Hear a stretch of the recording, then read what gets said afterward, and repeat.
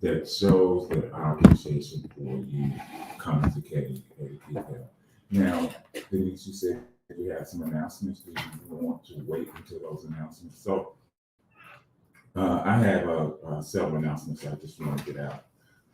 Super Saturday, 5-year taxes for free, and it's going to be Saturday, February 18th.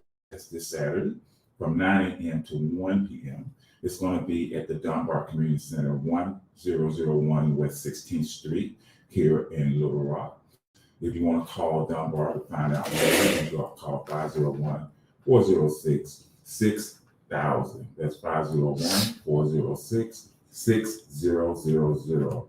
There's going to be free legal assistance. You can estate planning, anyone wants to will, power of attorney, reconciling is going to be by request. And you have to call about appointment only. It's going to be 501-406-1551. That's 501-406-1551. Also, it's going to be some free health screenings, blood pressure, blood glucose, mental health services, and voter registration, fast and easy, ages 18 plus.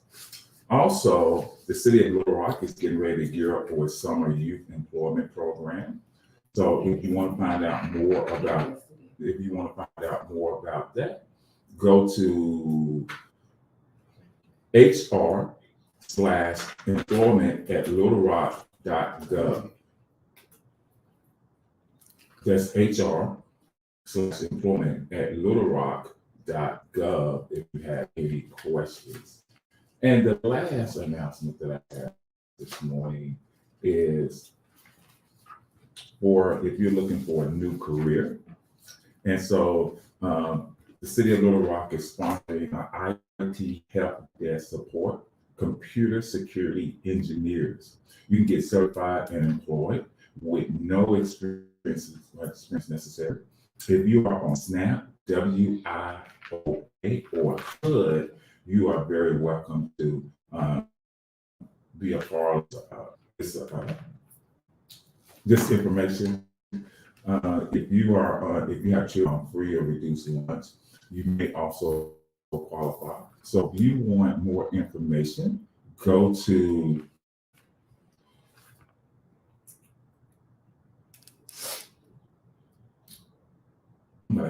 I'm sorry. This wasn't looking far enough. If you want to get more, you have more information, call 501-399-3420. That's 501-399-3420.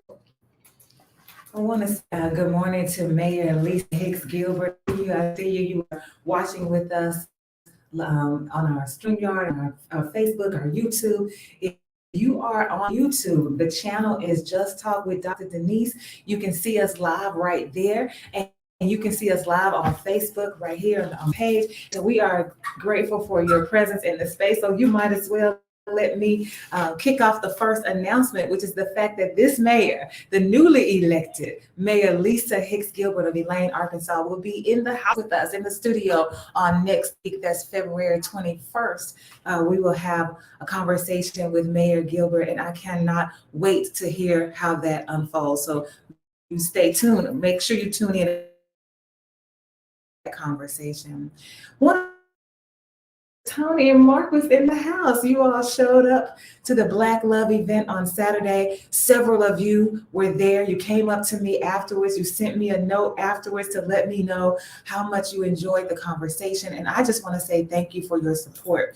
Thank you for showing up. Thank you for your encouragement. Thank you for your continued partnership as we struggle towards collective liberation together. So I wanted to make sure that I said thank you to those of you who were supporting in whatever ways you were able to support. Some of you were sharing the flyer. Miosha was sharing the flyer. Yeah, so we just appreciate all of your support.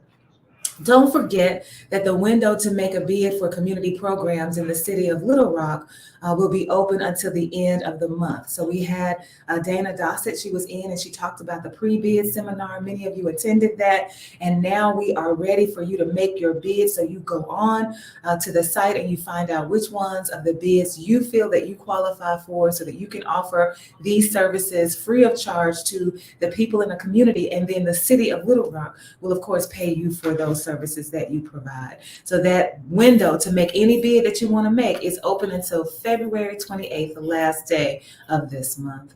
Also want to remind you that the People's Supper event is coming up. We've been talking about this, the People's Supper, where we will be centering at least four of the foods that were brought over on the Atlantic slave trade. We're talking about watermelon, okra, rice, and yams. We're actually going to be doing sweet potatoes, but that's a story that we'll tell you in the space. So that's going to happen on Monday, February 27th. It's at 6:30 p.m. and it will be at St. Michael's Episcopal Church.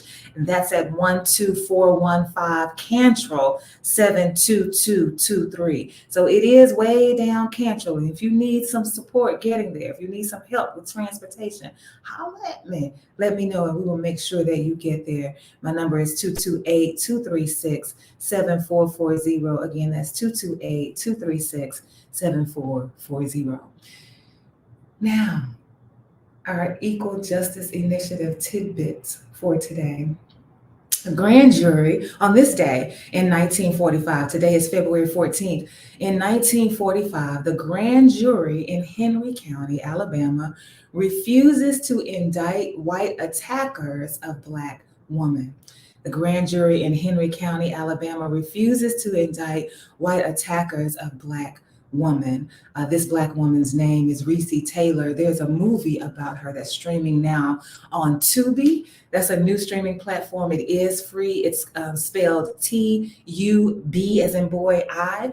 You can hear it, you can read, you can learn, you can watch this story about Reese Taylor. It's interesting, the language that the EJI uses to say that these were white attackers, but these were actually 6 white men who raped her. So to say attackers, some people think, oh, well, maybe they hit her, maybe they punched her, maybe they kicked her. But when I say they are rapists, that's an entirely different form of attack. And so I want to make sure that we're clear on the language here. There were 6 of them. She was able to identify, the sheriff was able to identify one of them based on her description of the men. They gang raped her, 6 of them. And they refused to indict these white rapists who attacked this married woman she has children, and she's married, and it doesn't even matter whether she was married, whether she had children or not. She was human, and they treated her in this way. So again, you can see the story of Reese Taylor on Tubi. It is streaming now, and that is a free platform for those of you who are interested in her story. So I wanted to make sure that we I always want to make sure that we lift up these tidbits because the Equal Justice Initiative is doing a wonderful job in reminding us that we have not gone far from our history. Our history still plagues us because we act like these things happen. Oh, 1945, that was a long time ago. We are still in a situation where we do not hold people accountable for the harm and the dehumanization and the degradation and desecration that they cause to Black bodies. So it's important for us to keep our history ever before us as we see how it relates to our present, and then we talk about and we move in a way that keeps it from impacting the future in the same way. And so now here we are with Mr. Mood in the house. I'm trying to get him up on StreamYard, y'all. I don't know what's going on with his phone. So those of you who are watching, you aren't able to see him just yet, but we're working on it. We're working on it. So Rick says, Happy Valentine's Day. So for those of you who celebrate Valentine's Day, Rick is shouting out to you, Happy Valentine's Day on this Tuesday, February 14th. I asked you, Marquis, I said, do you have a song that you'd like to use to lead us into the show? I've been asking that of all of the guests. I usually come up with the song on my own, but now that I'm having guests in the show, I want to make sure that I'm giving them the opportunity to say, hey, this is what motivates me, this is what gets me going, like for whatever reason. And so you chose this song, Go Through Your Phone, by PJ. And I want to ask you what, like, about this song. I just said, yes, I think this would be a great song for us to use on this morning. Wait, first I guess I should say you could greet us. Hey, Say good morning. What's up, beautiful? What's I up? could start there. What's up, beautiful people, including Denise, the Reverend Dr. Denise, and Pastor Tony, I turned my phone off because it's taking so I'm going to reboot it. Oh, okay. So that's what's going on. I've been in Zoom sessions all morning, but KBF, I'm glad to be here in the radio station again. I'm here normally weekly, but this time I'm here on Tuesday. And happy Valentine's Day, happy Love Day. I hope love is coming more from you than it is necessarily to you. Then you won't be without any of it. So it's a good day. I'm glad to be here. This song, we started the conversation. We continued in conversation a few weeks ago. I think we've been talking a long time. It's been a long time, and we were talking something about the definition of truth, and then we were explaining as I was in response moment. You were asking for some clarity, and there were several questions that were coming. And so I think I challenged the moment of like, let me respond. And then I used an example of gumbo, cooking gumbo. Wait a minute, I wanted to make sure that the people remember this story, because I told the story about the gumbo, but I didn't tell them that I was in conversation with you, because I had not told you that I was going to say it on the air. You kept my secret. I kept the secret that it was you who was talking about the gumbo, but I told the whole story about the gumbo. Yeah. So I just wanted to remind people that this is the story to which you are referring. So when you recall the conversation last night or yesterday, whenever we were talking recently, since the conversation was about gumbo, PJ Morton, I'm like, let's use PJ Morton because he has an album entitled Gumbo. And so just keeping in the spirit of the thing. In fact, do they know everything that's going to be on the People's Supper menu? No, we have not talked about the menu. You want to talk about the menu? Well, just a little bit, because there's going to be some gumbo on the menu. There's gumbo on the menu. We've got 4 courses. The People's Supper has 4 courses, highlighting one of the ingredients from our informally enslaved ancestors. So it's going to start out with a watermelon salad, and then we're going to move to the soup course, which is the gumbo. It's actually going to feature 2 of the ingredients, because we've got the caramel gold rice, We do. and we also have the okra. The okra. And then the next, the entree is going to be lamb and hoppinjon. So that we're going to feature black eyed peas. And then finally, we're going to have a deconstructed Napoleon, a sweet potato Napoleon, and that's going to be our dessert. And so those are the 4 courses that you will have over the course of the People's Supper, and that is again on Monday, February 27th at 6:30 p.m. If that event is one you're interested in, I do need to know if you're going to come, because we only have limited seating for that particular event. Right, it's going to be some good gumbo. It's going to be a lot of good stuff. Well, it's going to be good gumbo, Mark. Well, they said the person making this gumbo. Who's making the gumbo? They said the person making this gumbo is the best. Everybody says it's the best gumbo they had. Listen, people say stuff, and it's not, everybody's not going to get to know, because you only got limited seating. But I think the curator and cook and chef of the gumbo, he can take orders. Anyway, that's not why we're here. Well, you brought it up. Gumbo. I was using gumbo as an example of stopping a process that is one on a time, and the amount of ingredients. So we might have to table the questioning. So for this particular song, to go through your phone, PJ Morton says, I don't want to go through your phone. Some things are better left unknown. So I want to take, I thrust from this particular point today in terms of the questioning of what is, why is, when is, and all of those things. Is it always appropriate to question? Is there a time when learning is not in the best interest? No, there is never a time when learning is not in my best interest. Never a time when learning is not in my best interest. And you are the one who is going to be making the gumbo. And so I think that's why we were talking about the gumbo, because I'm concerned about this gumbo, that you want to make sure that you are serving up for us at the People's Supper. Because I've had the gumbo, and I've had it in many different iterations. And sometimes you do some stuff and I say, wait a minute, what is this? Like, what? what's motivating and inspiring this. And so we were talking about this because we're getting ready for this People's Supper because we're serious about what's about to happen on February 27th. And I wanted to learn really about truth, your statement about truth. And you used gumbo as an analogy to help me understand why I needed to stop asking you questions, because you felt that my learning was not the most important thing in that moment, that's not what I needed to focus on, not me learning, but allowing you to answer the question because you felt like that was what I needed to know, the answer to the question, rather than me going on this journey of understanding more and more about what you were saying. Well, if I can just interject for a second. Yes, first of all, the gumbo that you make is good. It's good. Thank you. It's good. It's good gumbo. And this comes this comes from a person that I consider myself a food connoisseur. In other words, I love to eat. And so when I eat something that is good, that is rich, that is flavorful, I give credit where credit is due. But also going back to another statement, I know, Denise, you said, yes, it's in your best interest that you need to learn. It's never a time where you don't need to learn. And I agree with that to a certain extent, because there are some people, that it's some things they don't want to learn. It's some things that they don't want to know. And I look at learning is knowing. And so there's some things I think that some people just don't want to know. And going back to the song, I don't want to go through your phone.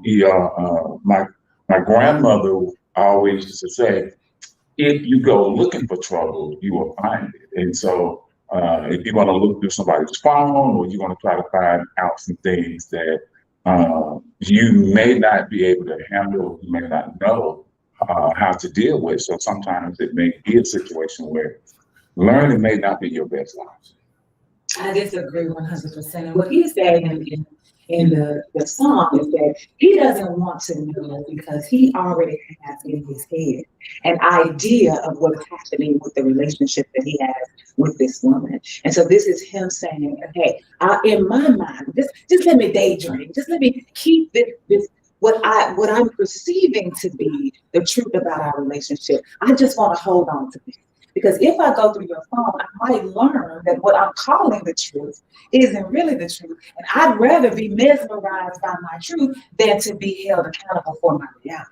And so that's why he doesn't want to. Well, go ahead. It's the same. To me, it's the same thing that I said. That I don't want to know. I want to keep. There are people, and you can put this in the context of social justice. You go to white people.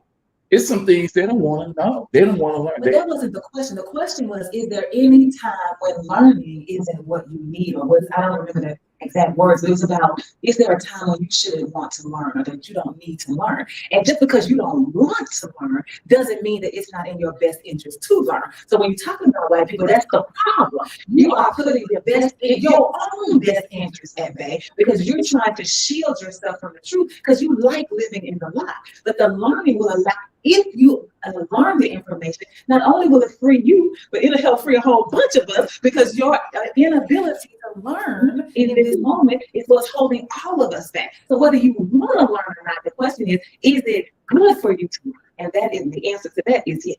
Well, I think when we started this conversation a few weeks ago, there was a statement, it's impossible, virtually impossible to know what the truth is. I said, that's not true. We can learn what the truth is. So is it appropriate to learn? Absolutely. But do we always do things that aid in our ability to learn effectively? The answer to that question, I think, is unequivocally no. So the question, or the statement, I don't want to go through your phone, some things are better left unknown. This is something that's problematic about the human, the way we are kind of domesticated. We believe that if we read something, or if we see words in a certain order, that we have understanding. We don't always understand what we read or properly place context on what we read in the instance of someone's phone. I've had someone go through my phone and see things that look a certain way in a certain context. But because the full context is not there, because my phone, my text messages are all edited. I may have a conversation with either one of you that could sound or look a certain way, but you and I are the only ones that may know the context of the conversation. So if we list something from a piece of information, it's like someone walking through your brain and picking up certain parts of the information that side or that confirm a version they already have in this context. So sometimes the learning process means I need to learn when I am not ready to judge. And not everybody is able to learn in a posture where they're not able to judge. If I learn something and I'm not postured to love, then what I'm likely to do is weaponize the information that I think I've learned because I think I understand. And I'm following you on how is it making the assumption about the people who are reading this text. And even though I may not understand it in its full context, I get you there. I don't understand it in its full context because I'm just reading this one side of the text. But it does give me the opportunity to be engaged in conversation about what it is that I read in the text. And what usually happens is the person who's being questioned about the text immediately goes on the defensive. Why are you in my phone? Why are you going to my text? Why? And That's a violation already. We learn not to violate. That's something we need to learn first. We need to learn. It's a violation to go into someone's private thoughts without their access. Oh, but some people do have permission to go to So they may have permission, but in this sense, it is clear that if someone picks up, somebody could read my book. And for instance, this book, people say this is a book about polyamory. This is my book, and you can with the people we love, those people we love. Some people jump to that conclusion. Although the word polyamory is not listed in the book once. So what people will do is that they will create a story and a narrative. And what I'm asking people to do in this context is wait. Just because the truth is there doesn't mean you have developed a capacity to embrace it or to metabolize it. It also doesn't mean that I have. But this is, okay, we can talk about all parts of the conversation. We can talk about whether you have or whether you haven't. So this is one of the things that was happening. Yes, Because exactly. there's a push to defend, it doesn't mean I haven't. It's possible that you haven't. But let's talk about the part of maybe we are jumping to conclusions. Let's ferret that out to see if we can learn what it looks like, so that we don't mistake our own behavior when it is actually when it's basically operating as an interloper or as an intruder or as a criminal. And I don't have a problem having that conversation. I don't have a problem having all parts of the conversation. My question to you, though, is why start with that part of the conversation, with where the person is the interloper? Because we're sick right now and we have to deal with the diagnostic. We are sick as a culture because we are presumptuous more than we are insightful. And so that means that the person who's asking the question about the text is what you're saying. Quite possibly. But you're saying absolutely the person who asked the question about the text. When a person violates, that person is sick.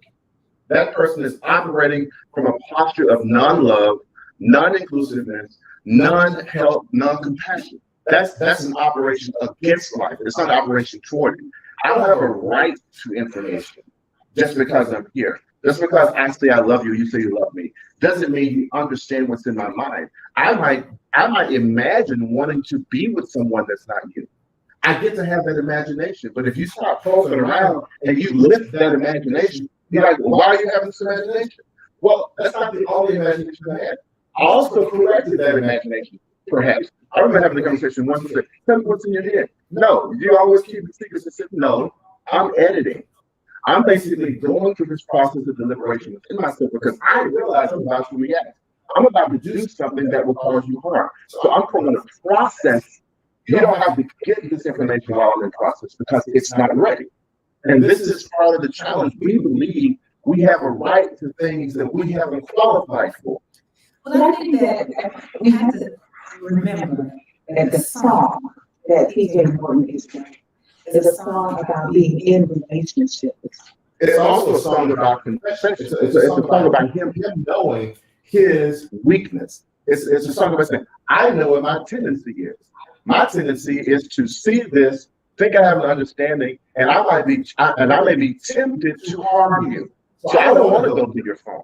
I don't want to do this. I don't want to be in a space where I'm not prepared to love regardless of what I find.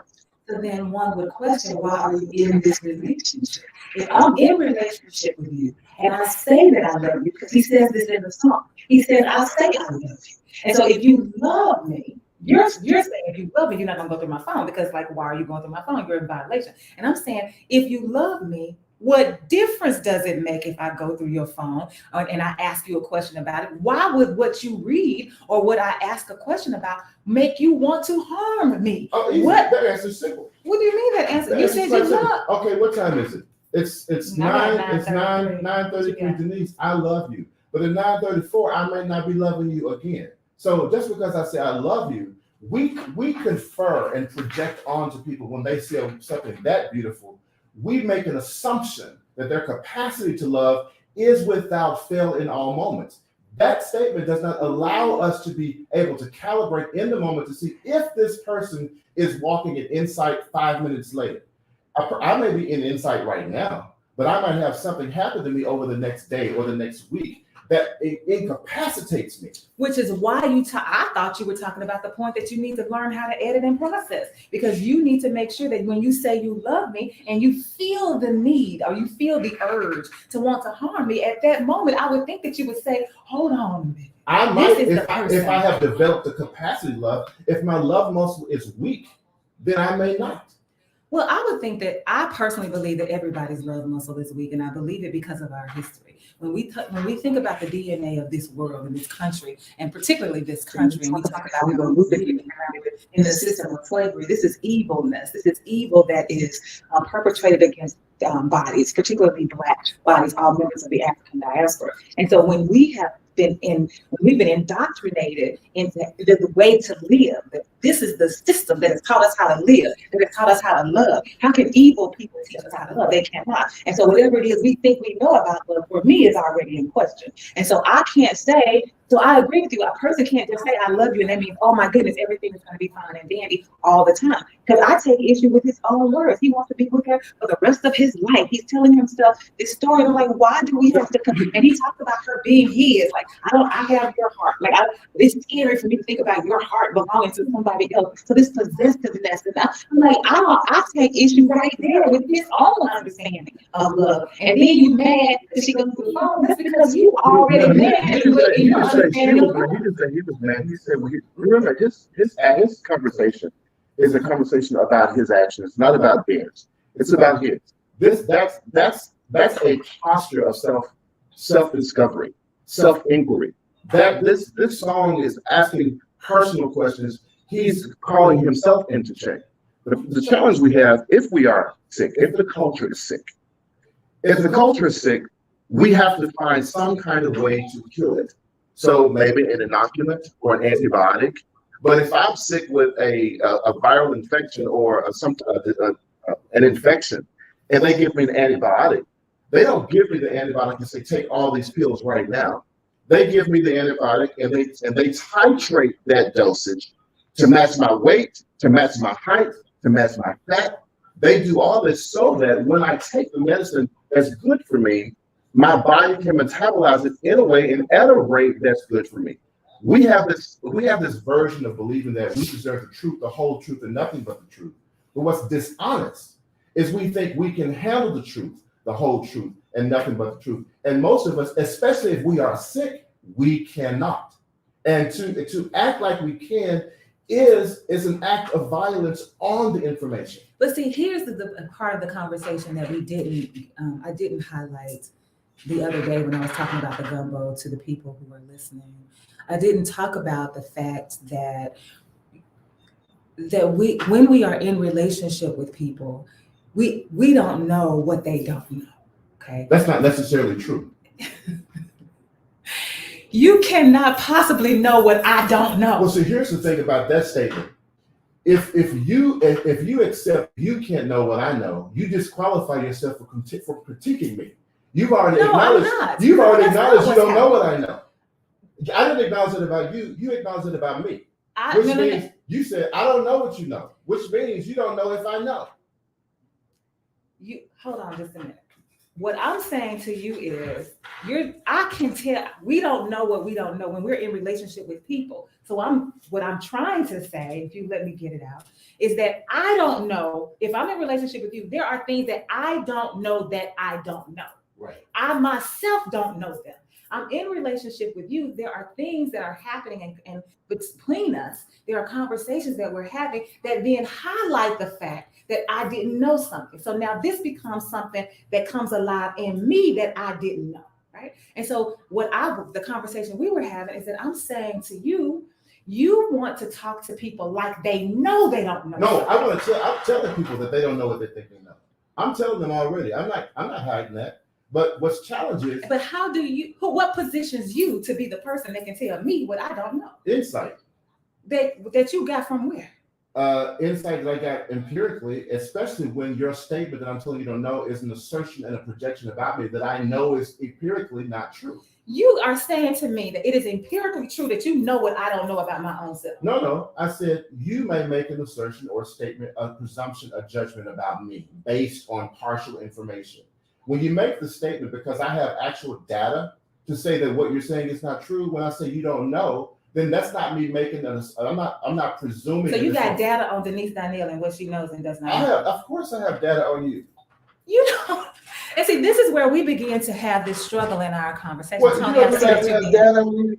I think you can have data on me, but I don't think that you know as much as you think you know, not just about yourself, but about people as well. I think that you've got some data, you've got some information, you've got some education from somewhere. You have now determined within yourself that you are the guru on love, and you can say to a person, no, let me tell you how sick you are. Let me tell you what you know. I'm the guru on love. I've been determined to be the guru on love. I didn't make that statement about myself. That statement was made about me. But that doesn't mean it's true. I didn't say it. But you own it like it is. Well, I wouldn't. Because you don't know if it's true. That's why. No, I do know. But see, here's the thing. I'm not telling you what you don't know. See, we have a challenge in our culture. There's a certain type of violence, especially violence against Black men, particularly, who we assert that unless a Black man is at a certain level of status, wealth, and fame, he can't know something that the world has not learned. So we are trained and domesticated to defend against it and to suggest that man, not just Black men, but this is particularly true about Black men in this culture. It is easy, as Toney Orr coach would say, to do harm to a Black body. It is easy, without question, to challenge a Black man's statement if he's a thought leader, if he has transitional and transformative information. We look for other signs to prove to us that he knows. Now, in my experience, most of my experiences, 10, 5, 20 years later, people come and say, Marquis, you were spot on a long time ago.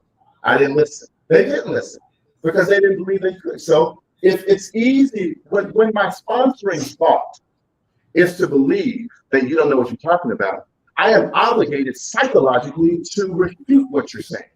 I'm not even listening anymore. You just said it, I disagree because it came out of your mouth. That's not learning, that's judgment. If I say something that's not true, let's find out what's not true. Let's figure it out. So here's my experience with that. Okay. That because of all that you just said, you don't want anybody to ask you a question because you assume that the question is a challenge to your intellect, that it's a challenge to your status, it's a challenge to your stature, it's a challenge to yourself, it's a challenge to your being.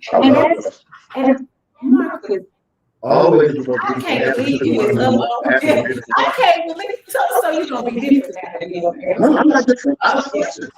And so when my experience, when you ask a Black man in particular a question, then he takes the defense because it's how dare you question. What makes you think that you have the right to ask me a question? What makes you think you have the right to challenge me on my statement? Who gives that to you? And then in this case, Black woman, how dare you think that you have the power to ask me a question? I'm declaring things out of my mouth that you are simply supposed to see. That's not Call your live on the air, KABF 88.3. And please keep talking, even if you can't hear yourself. Just go ahead with your question.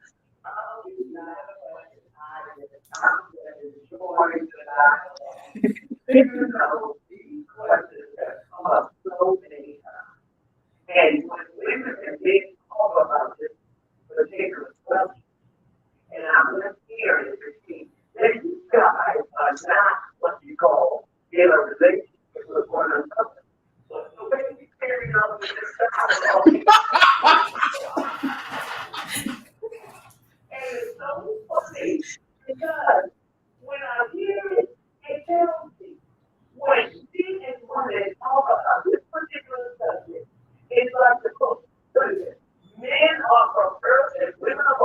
I know what you're talking about. It's a defense mechanism. It's a security mechanism on so many levels that are there. Sometimes, when you first get that first question, do you think that you want to learn, or you always want to learn and glean knowledge?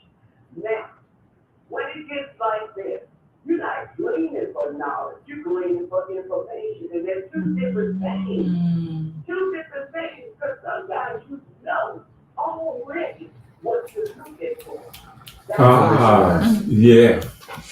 And so when you're looking for something, and you may find it, just like he said also, then like the serpent may rise and say, oh, you treading on my territory. I'm gonna have to defend my ground. What you looking for? Now, I say that for a reason. It ain't just black men and black women, it's white men and white men. Africans, Asians, all go through the same thing. And it ain't just because of slavery. It's when you make the statement of possession. When you look at a relationship, aren't you looking at that person as if that person is sold for you and you for me? Otherwise, you might have a more massive relationship with anything and anybody.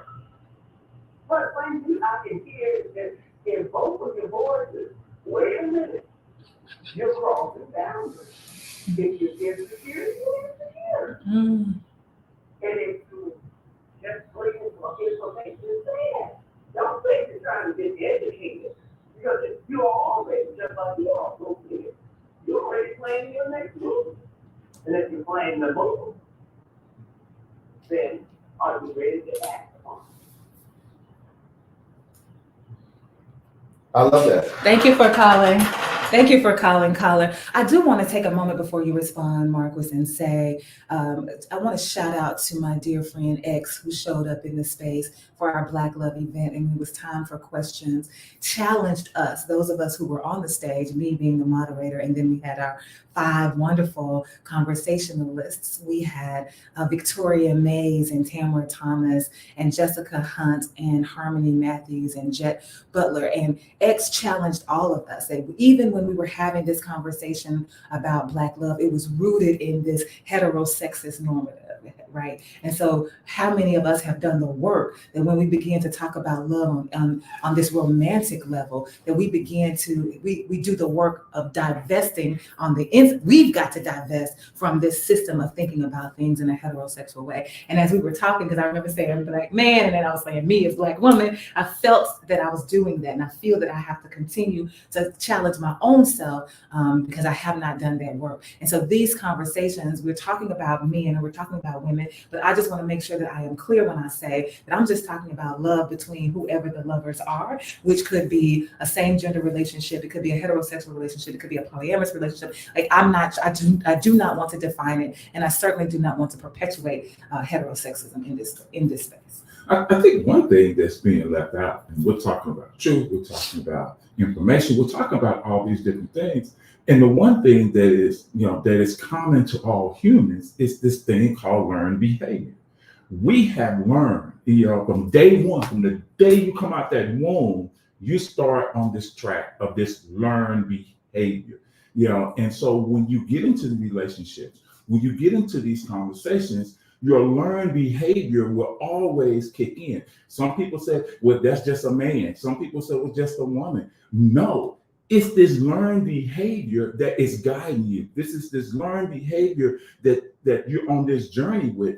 And it's difficult to get past your learned behavior. I hear people tell me, there's one statement in conversation with Denise off the air, I said this, I cannot stand the statement that it's the way I was raised. It's just who I am. This is, because now what you're telling me, because of who I am, because of what I've learned, and because I have this idea of love. I have this idea of how you want to love me. I have this idea of the information that you're giving me in this relationship, and I can't get past that, and I won't get past it, because if I get past it, that means I have to become a new human.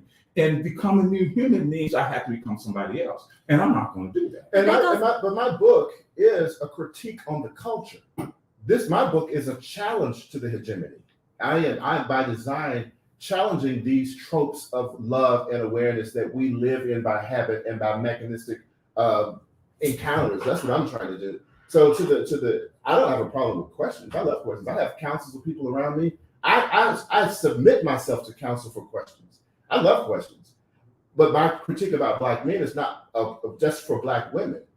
Black people have this issue, being able to put new ideas forward, even though we know empirically that Black people have been the forward thinkers in the American culture anyway.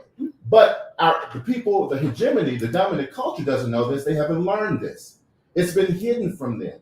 They think something else is true.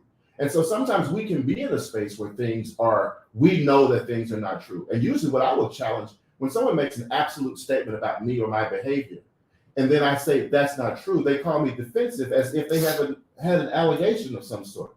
So if you're going to assert something about me, then you have invited me to respond. I can respond by saying, let's see, or say, let's talk about this. Show me what you mean. Because I'm prepared for that conversation with anyone. But that's but I feel like so many thoughts are running through my head. So let's maybe go back to what you said, Toney, about learned behavior. And the question that Marquis started with is, the question that Marquis started with is it always good for you to learn? And I told you, absolutely, it is always a good thing to learn. And you challenged that, Toney. You were like, well, no, it may not be because you're not ready. But the reason that all of what you said about the learned behavior, if we're going to do the critique on the culture, and if we're going to help the culture heal, we have to push them to want to learn what you just said. I need you to learn and understand and know that the way that you are behaving is something that you've been taught, something that you've been given, but it can be changed if you learn how to change it. But if you reject the art of learning, then you're just going to stay where you Go ahead, I'm sorry. You're just going to stay where you are. And so I feel like the caller made an excellent point when she distinguished between learning and information. I'm going through your phone, not because I'm trying to be educated about anything. I'm looking for information. And sometimes, most of the time, it's to confirm what I already know. That's what I said. Caller, you are live.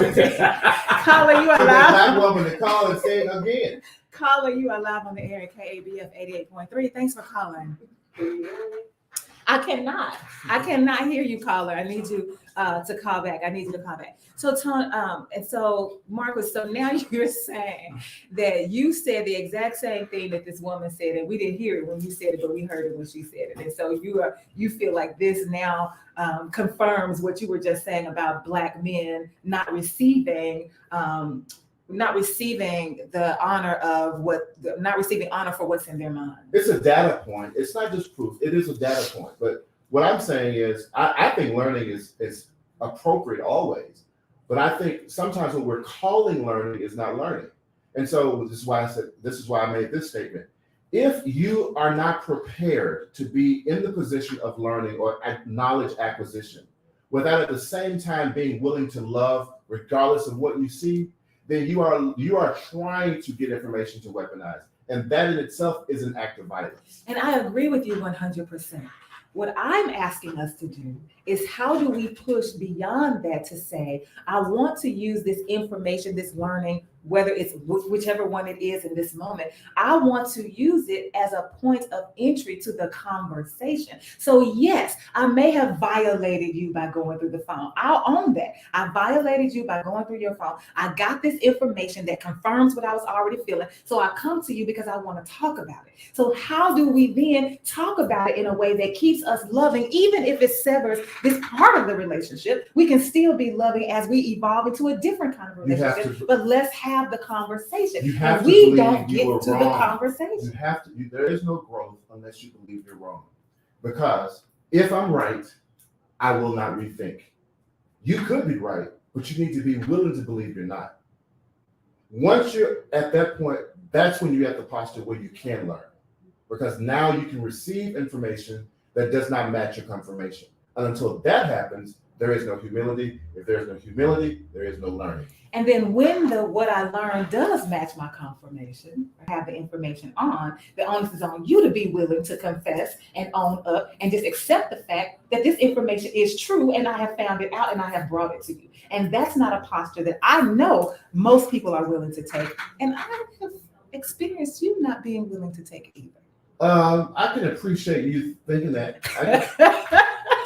And see, this is what I'm talking about. When you tell me things like, Denise, you don't know, or that's not true, what you're saying to me is that my experience of you is a lie. No, what I'm saying, what I'm saying is you have a generic statement. I've experienced this from you. I don't know what you're talking about. So I'm not going to accept blindly that you have.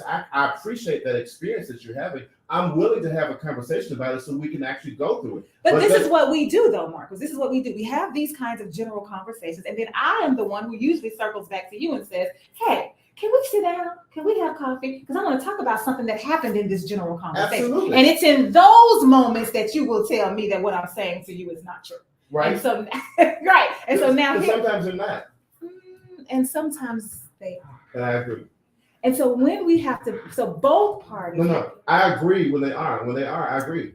Both parties have to be willing. And this was our conversation about the gumbo. This is where we're finally getting to the point that I wanted to make sure that I made during this conversation, was that I felt like you were approaching the conversation with your own destination, your own agenda for the conversation in mind. And that's what made you bring up the gumbo. I've got to get this gumbo done at such and such a time because it is due for people need to be able to enjoy the gumbo. And so you already have, like, when I'm in conversation with you, there are things that I want to say, there are things I want you to know, there are things I want to share, there are things I want to lift up, there are things, like, I've got this going in my mind, your own mind. So it doesn't make room for the other person to say, I'm not on this journey towards your destination. First of all, I don't even know where the destination Which is is. why I'm I not told in you that day I will make an appointment to teach you how to make the gumbo. I said I can't do it today because I'm on a time limit. I said, but I'm willing to make But we time weren't for you. on a time limit, and that's what the Well, that was an conversation example. was right. It was- And that was my point. My pushback We to were on that. time. I had to get to a funeral. Hold on just a second. And see, this is what I had happens. to You get want to to a make funeral. light and you want to dismiss I had to me. get to a And what I'm funeral. saying to you, that was not the point. The point was you would not allow for the conversation I did. because you. I was Caller, just you are asking live a on the air at question. KABF 88.3 FM, where we are She the hushed me with her hand, y'all. where we She are did. the You can't see where her. we are the voice of the people. And Marcus up here talking great. when men and women are having a conversation, you are actually having two different conversations about two different things, and you don't even know it. And so when a woman is talking to a man, and you're talking on one level, and then a man is talking about another thing that he's talking about doing, just like the gumbo would be. He knew exactly what you were going with your conversation, whether you know it or not. You know exactly. I'm sitting there at home listening to this, and it's funny.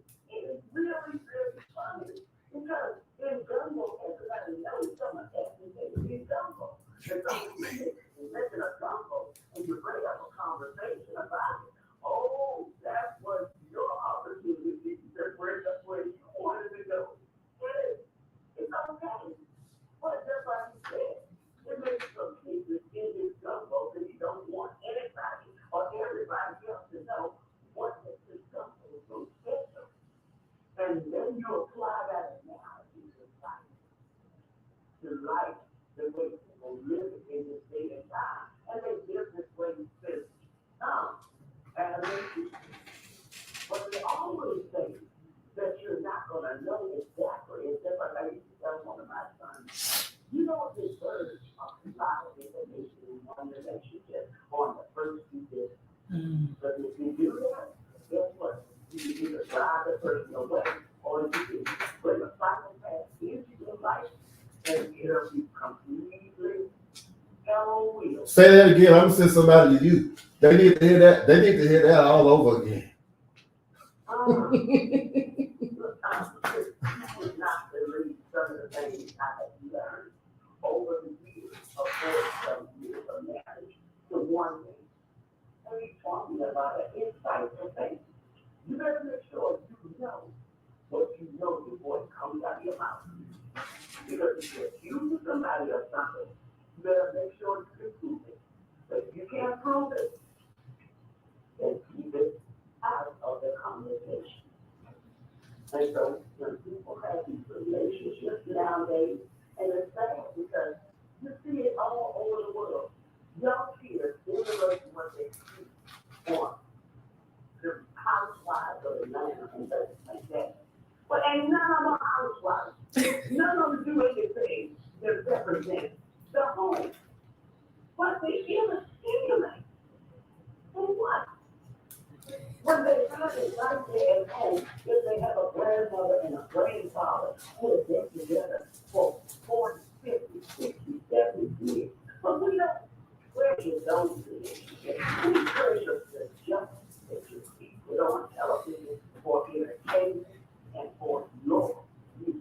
Thank you, caller. I appreciate you saying that. We're gonna have to go, but thank you so much for calling in and letting us hear those words. I also want to get these words in from Phyllis Brown. Learn behavior. I agree with you, Tony. Where did we learn to love, and what is the model for love? Those are questions that need to hang in the air as we prepare to The new leave. human, the people we love, the people we Okay, love. No, I don't think so. This is the new model. Wait, so Yeah, but we talking about the old. Okay, I'm Well, sorry. hold on. You know what? You know what? So I forget that when I'm in a space with you two, so y'all like these race car drivers. The minute the green light go, if you're not gassed up, to follow y'all, you look up, y'all don't like everybody. So, Marcus, I want to say thank you for coming in and have this conversation. Of course, we could keep talking forever and ever and always. So the invitation is always open to you, extended to you, Love for you it. to come and have more conversation with us right here in Community Voices. Our time is up. Your girl Lola is in the house,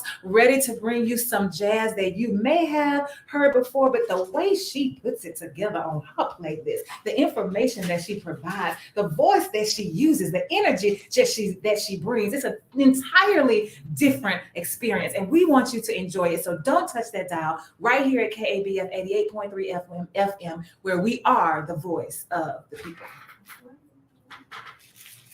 I'm gonna get you next time you